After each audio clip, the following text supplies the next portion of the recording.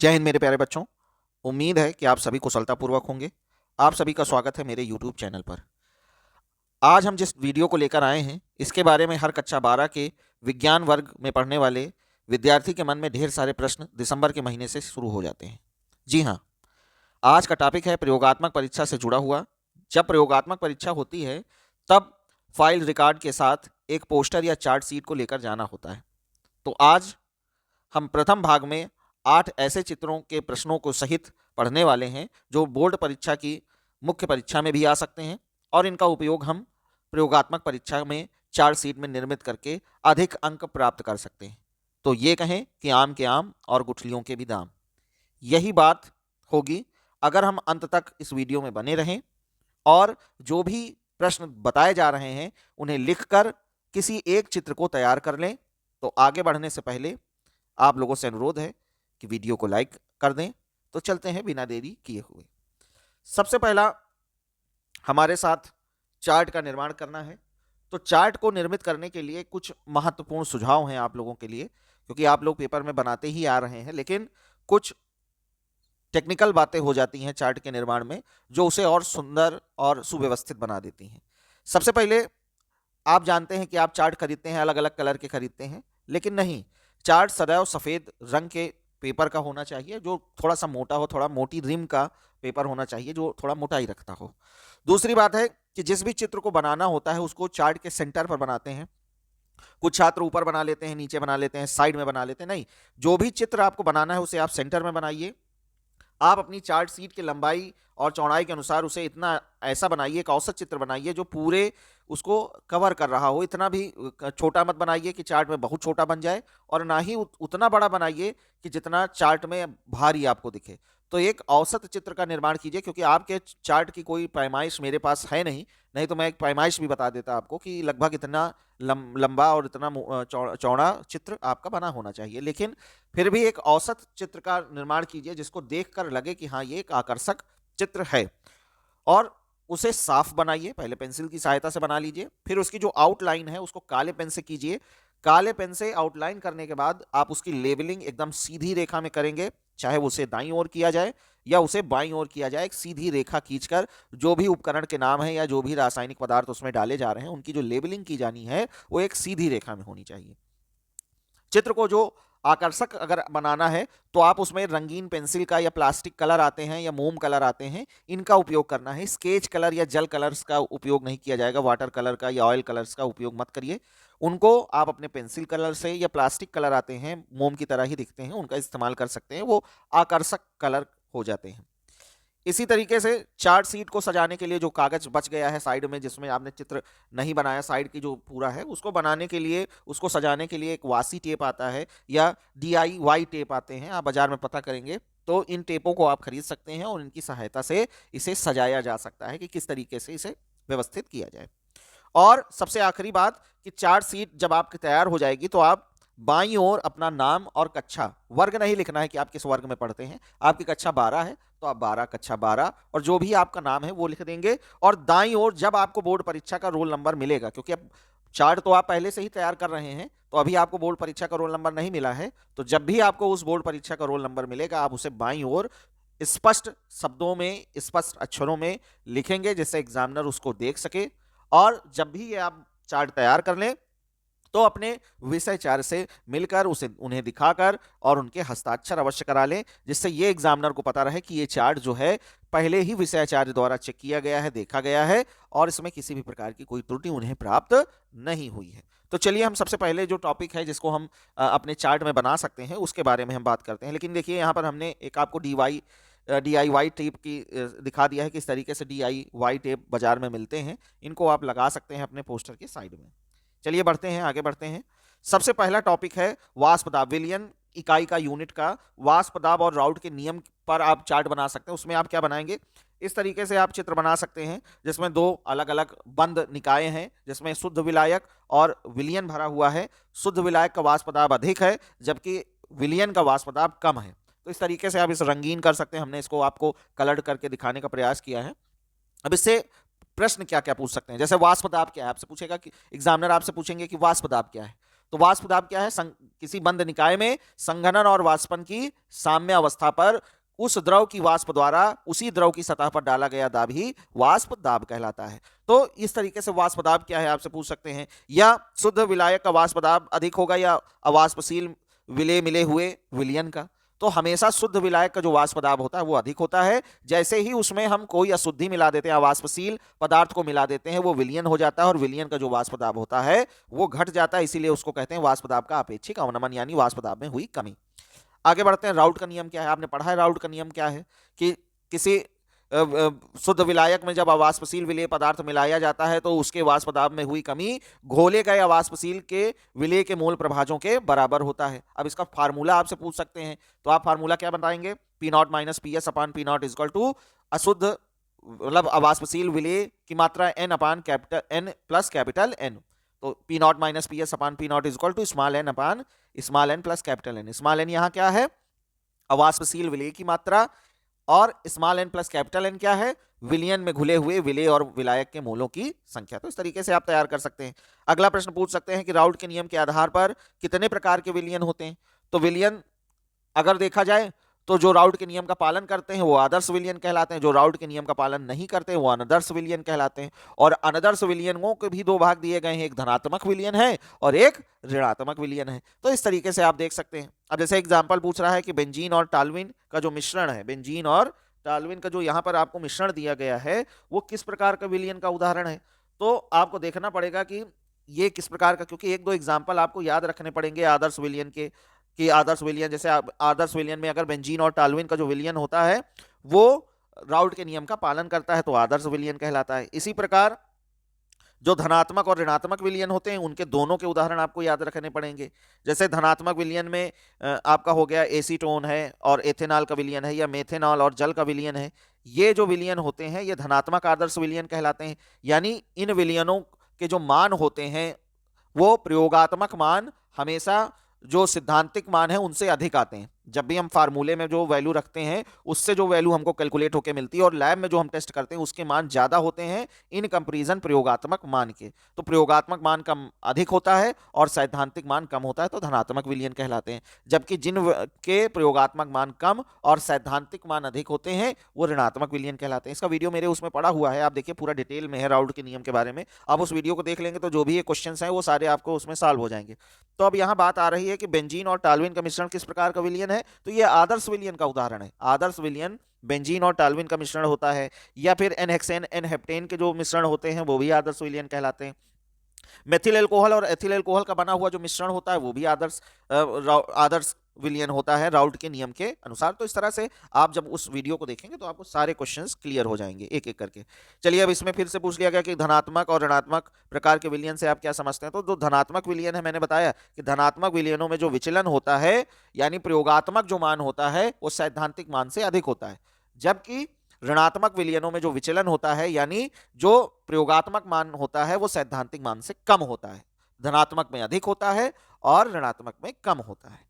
तो इसी तरीके से आगे कि वाष्प दाब के आपेक्षिक अवनमन पर ताप का क्या प्रभाव पड़ता है। तो भैया ताप का वाष्प दाब के आपेक्षिक अवनमन पर कोई प्रभाव नहीं पड़ता। लेकिन अगर यही प्रश्न पूछ ले कि वाष्प दाब पर क्या प्रभाव पड़ता है, तो ताप बढ़ाने पर वाष्प दाब बढ़ता है, लेकिन वाष्प दाब के आपेक्षिक अवनमन पर ताप का कोई प्रभाव नहीं पड़ता। जरा दिमाग से इस प्रश्न के उत्तर को आपको देना है क्योंकि यह फंसाने वाला क्वेश्चन है। इसी तरीके से अगला टॉपिक देखते हैं।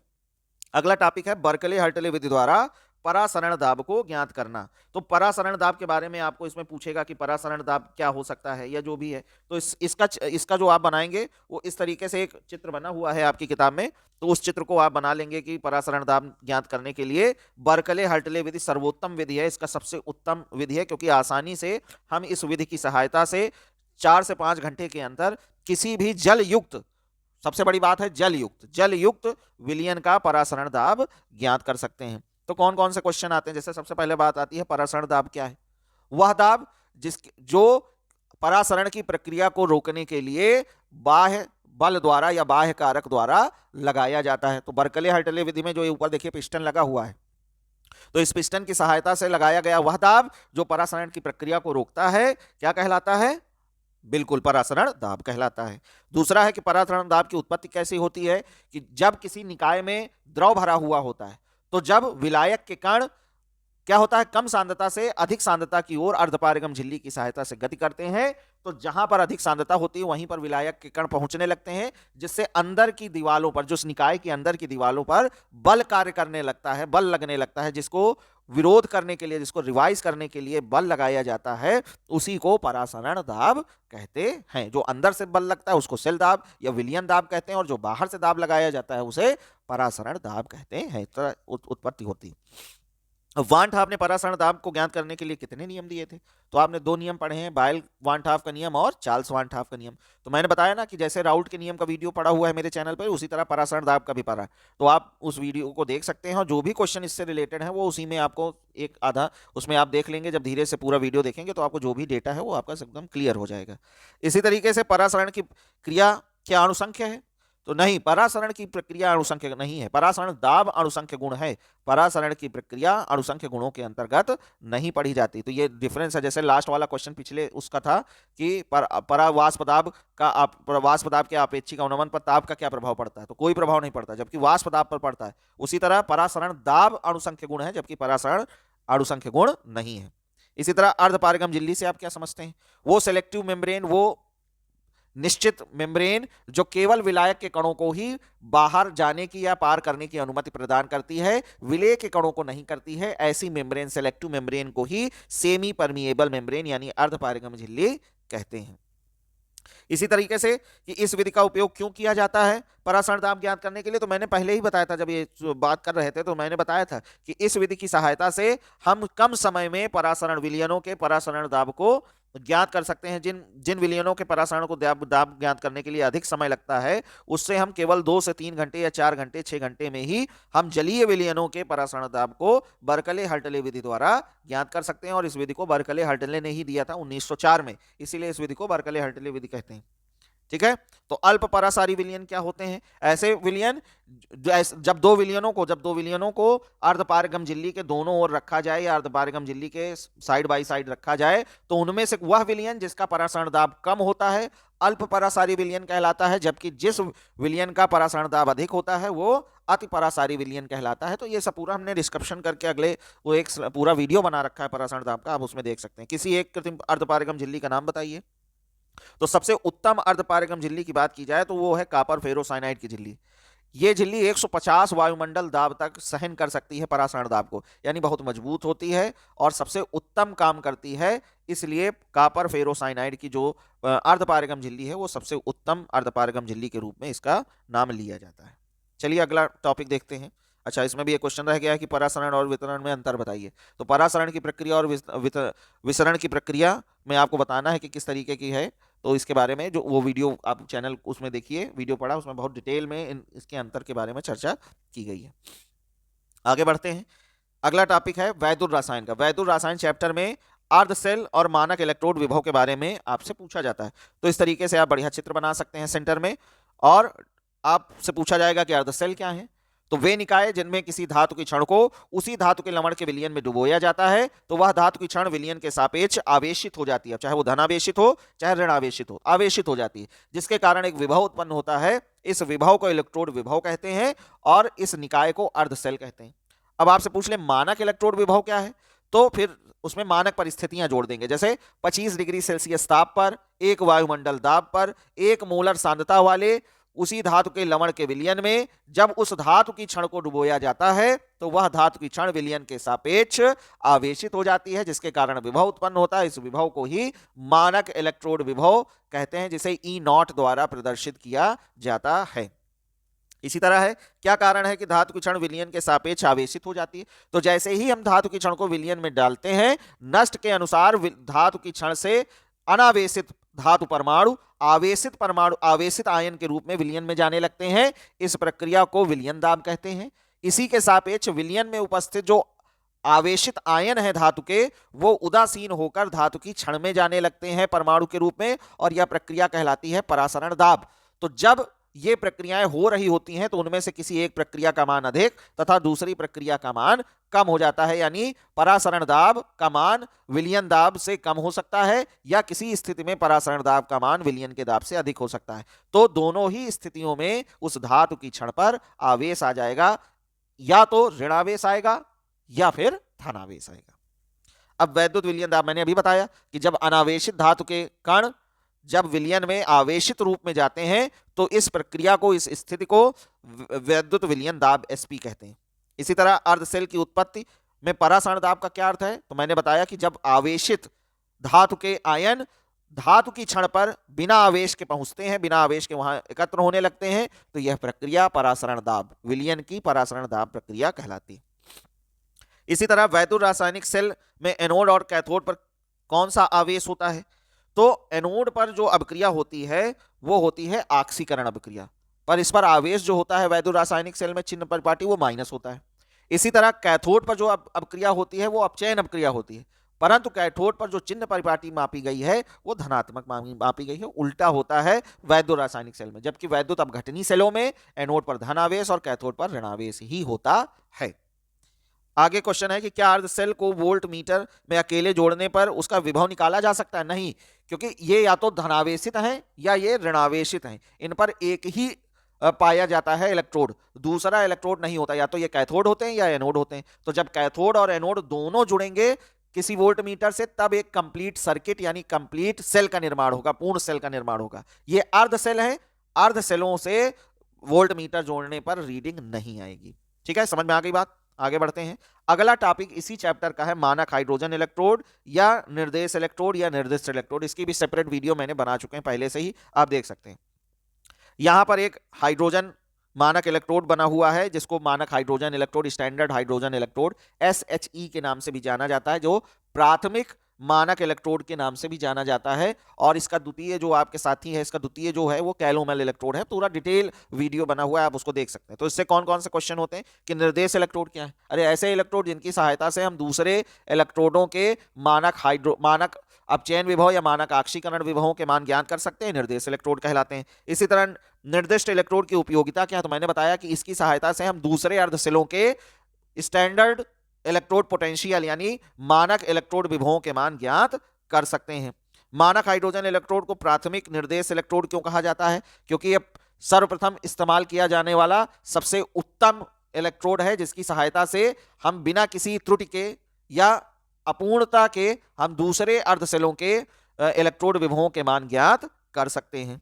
इसी तरह चित्र में दर्शित जो प्लेटिनम ब्लैक है उसको कैसे निर्मित किया जाता है, तो प्लेटिनम ब्लैक के बारे में तो आपको पढ़ा ही नहीं गया कि किस तरीके से प्लेटिनम ब्लैक बनाया जाता है। तो सर्वप्रथम क्या करते हैं कि प्लेटिनम की प्लेट लेते हैं और उसे हम क्लोरोप्लेटिनिक अम्ल में, क्लोरोप्लेटिनिक अम्ल लिख लीजिए कहीं पर, क्लोरोप्लेटिनिक अम्ल में रख देते हैं और उसके बाद उसमें एसी करंट, ये नहीं डीसी, एसी करंट प्रवाहित करते हैं। तो उसके परिणाम स्वरूप प्लेटिनम पर एक ब्लैक आवरण आ जाता है, काला आवरण आ जाता है, उसी को प्लेटिनम ब्लैक कहते हैं।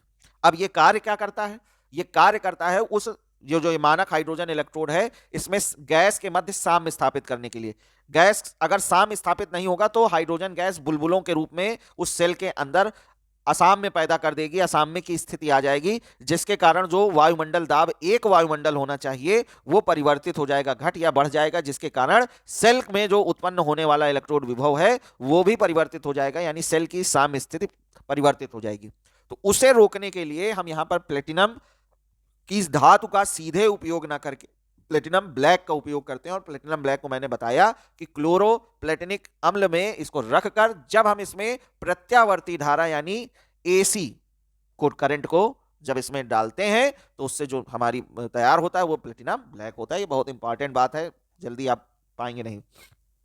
आगे कि प्लेटिनम ब्लैक की उपयोगिता तो मैंने बता दिया, प्लेटिनम ब्लैक की उपयोगिता क्या, ये उस सेल में साम्य को स्थापित रखता है जिसके कारण वायुमंडल के दाब में कोई परिवर्तन सेल में नहीं आ पाता। इसी तरह अन्य किसी निर्देश इलेक्ट्रोड का नाम बताइए, तो मैंने बताया था कैलोमल इलेक्ट्रोड। कैलोमल इलेक्ट्रोड उस वीडियो में देखोगे तो उसके कैलोमल इलेक्ट्रोड के बारे में भी विस्तृत रूप से दिया गया है। इसी तरह SHE यानी स्टैंडर्ड हाइड्रोजन इलेक्ट्रोड का मानक इलेक्ट्रोड विभव क्या होता है, यानी ऑक्सीकरण, मानक ऑक्सीकरण विभव और मानक अपचयन विभव दोनों स्थितियों में इसका जो स्टैंडर्ड इलेक्ट्रोड पोटेंशियल मान होता है प्लस माइनस 0.00 वोल्ट होता है।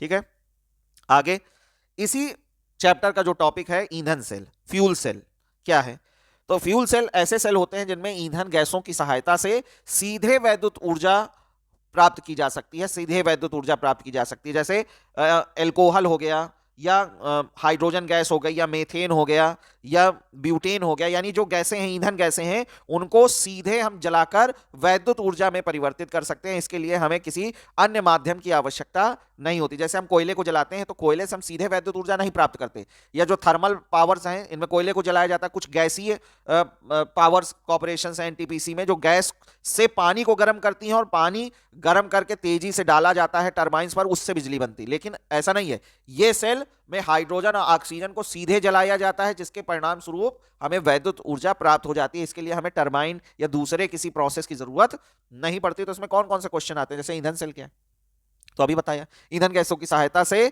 हम सीधे वैद्युत ऊर्जा को प्राप्त कर सकते हैं, ऐसे सेलों को ईंधन सेल कहते हैं। इसी तरह किन गैसों की सहायता से, किन गैसों को उपयोग वैद्युत ऊर्जा को प्राप्त करने के लिए किया जाता है, तो ऑक्सीजन हो गया, मेथेन गैस हो गया, एल्कोहल हो गए, इनकी सहायता से, एल्कोहल की वाष्प जैसे C2H5OH हो गया है, मेथिल एल्कोहल हो गया, इनकी सहायता से हम वैद्युत ऊर्जा को प्राप्त कर सकते हैं। इसी तरह ईंधन सेल की उपयोगिता क्या है, तो ईंधन सेल की तो सबसे बड़ी उपयोगिता यही है कि अगर इन गैसों को लगातार हम इस निकाय में डालते रहेंगे तो हमें सतत ऊर्जा प्राप्त होती रहेगी। कंटिन्यूअस एनर्जी के सोर्स हैं, इसमें किसी भी प्रकार का कोई दिक्कत नहीं, आप गैस डालते रहिए, ऊर्जा आपको प्राप्त होती रहेगी। दूसरी, ये प्रदूषण मुक्त प्रणाली है, इसमें हाइड्रोजन और ऑक्सीजन को डाल रहे हैं तो उत्पाद के रूप में देखिए नीला नीले उसमें पोर्शन से जल निकलता हुआ निकल रहा है, यानी शुद्ध पेय जल प्राप्त होता है। तो इन ईंधन सेल्स को जलाने से पेय पदार्थ या किसी भी प्रदूषण रहित गैस का उत्पादन नहीं होता, तो ये प्रदूषण रहित होते हैं। ये इनकी उपयोगिता है। अच्छा, ईंधन सेल की दक्षता क्या है, तो जो गैस जितनी हम डाल रहे हैं उसकी दक्षता, उसके अनुपात के आधार पर जो इस सेल की दक्षता है वो 75 से 80% होती है। अब धीरे धीरे जो हमारे जो नई हाइब्रिड्स कार आ रही हैं उनमें इन सेलों का इस्तेमाल किया जाने लगा है और उनकी दक्षता को बढ़ाने का प्रयास किया जा रहा है। एक समय ऐसा आएगा कि जब इनकी दक्षता 95 से 97% तक हो जाएगी, यानी अच्छी दक्षता प्राप्त हो जाएगी। ईंधन सेल की कार्य की सीमाएं क्या है, ईंधन सेल की कार्य की सीमा यह है कि जब तक हम इनका गैस सप्लाई करते रहेंगे, जब तक ईंधन गैसों को हम सप्लाई करते रहेंगे तब तक ये सही तरीके से ये सेल काम करते रहेंगे।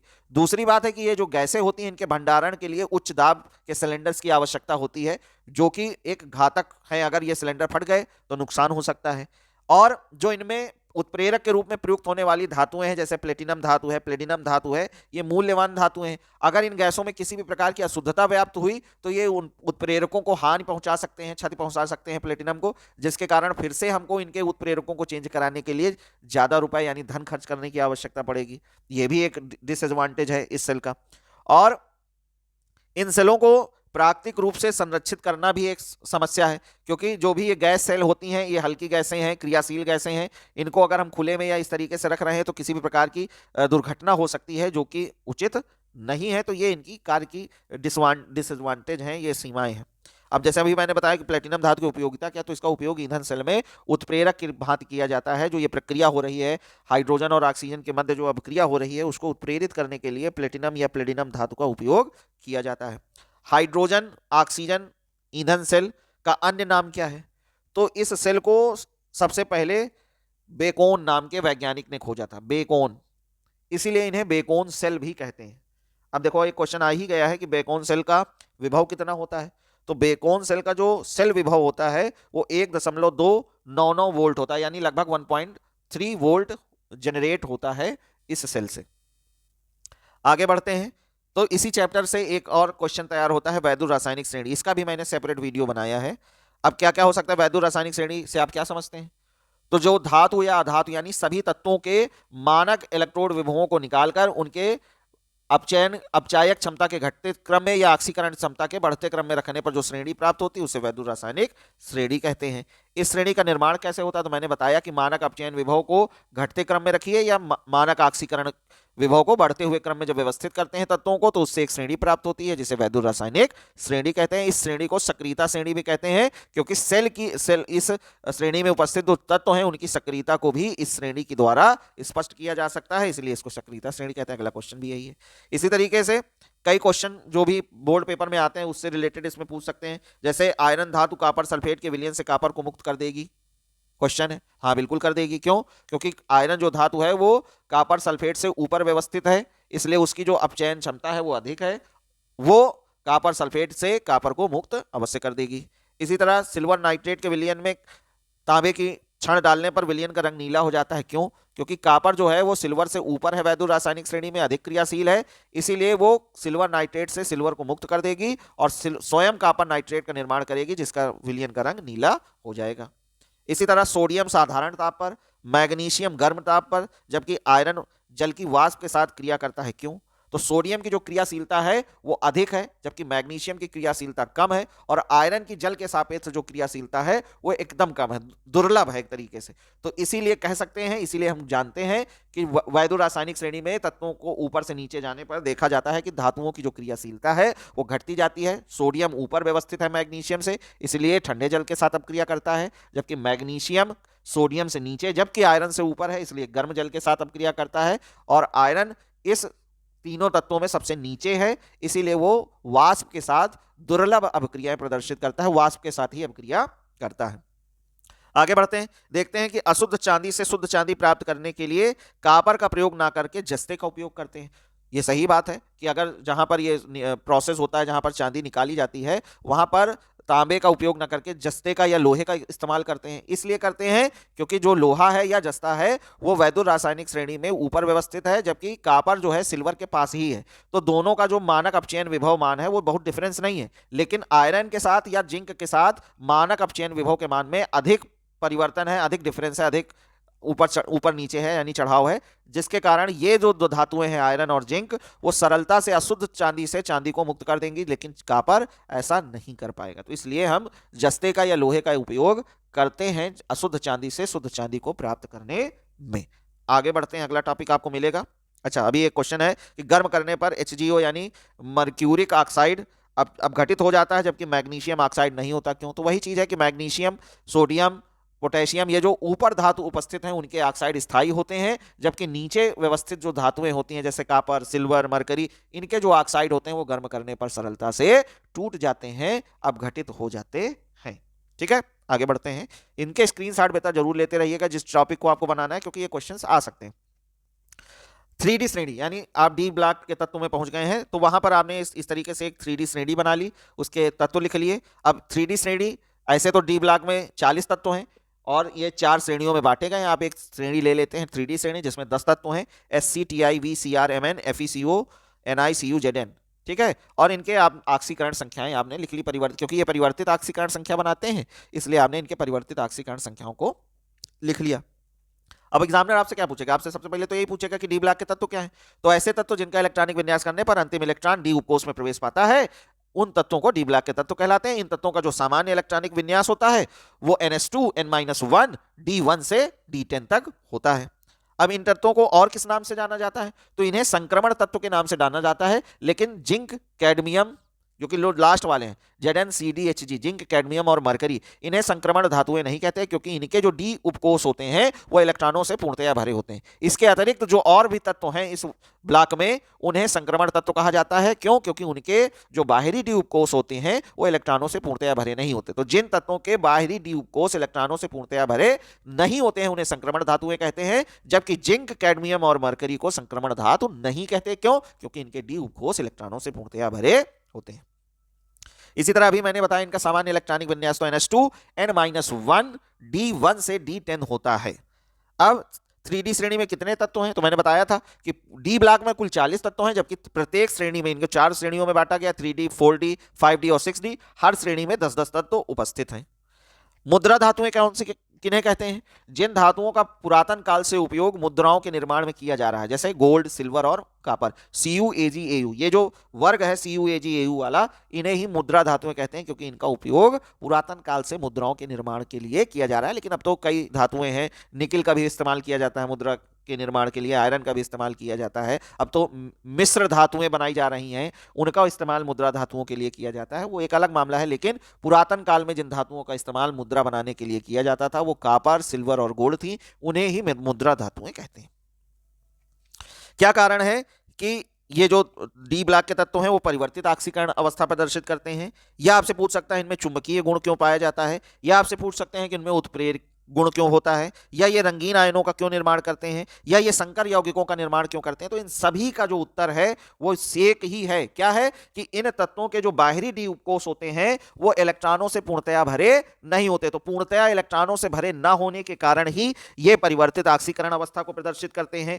इसी तरीके से इनमें चुंबकीय गुण पाया जाता है। इसी तरीके से ये अच्छे उत्प्रेरक होते हैं, क्योंकि खाली डी ब्लॉक होने के कारण, खाली डी उपकोष होने के कारण इन तत्वों के बाहरी सतहों पर मुक्त संयोजकताएं उत्पन्न हो जाती हैं, जिनसे अभिकारक अणु आसानी से जुड़कर रासायनिक अभिक्रियाओं को करते हैं। इसी तरह ये रंगीन आयनों का निर्माण करते हैं, क्योंकि इनके डी उपकोष इलेक्ट्रॉनों से भरे नहीं है, तो ये निश्चित तरंग दैर्ध्य, प्रकाश तरंग दैर्ध्य को अवशोषित करके एक निश्चित रंग का निर्माण करते हैं, इसीलिए रंगीन आयनों का निर्माण करते हैं। संकर यौगिक बनाते हैं, क्योंकि ये इलेक्ट्रॉन युक्त जातियों के साथ इलेक्ट्रॉन लेकर उप सहसंयोजी बंधों का निर्माण करने में सक्षम है। तो ये पूरा जो डिटेल वीडियो है डी ब्लॉक का, वो हमारे उसमें पड़ा हुआ है। हर जो स्लाइड आप देख रहे हैं, जो भी आप इसमें देख रहे हैं चार्ट, उसका डिटेल वीडियो पड़ा हुआ है। आप उस वीडियो को सर्च कीजिए, पढ़िए, देखिए, आपको सारे उत्तर उसमें मिल जाएंगे। और भी कई सारे प्रश्न हैं जो पूछ सकता है एग्जामिनर, और वो आपको उसमें मिल जाएंगे। अगला है जैसे कि ये कौन से तत्व हैं जिन्हें संक्रमण तत्व कहा जाता है। तो मैंने बताया कि ZnCdHg को छोड़ दो तो बाकी जितने भी डी ब्लॉक में उपस्थित तत्व हैं वे सभी संक्रमण तत्व कहलाते हैं। अगला है इसके आगे वाले चैप्टर का, जिसको आप कहते हैं उप सहसंयोजी यौगिक। उसमें आप बढ़िया सा बना सकते हैं वर्नर सिद्धांत। वर्नर सिद्धांत 4 से 5 नंबर में पूछा जाता है, इसका भी डिटेल वीडियो हमारा पड़ा हुआ है।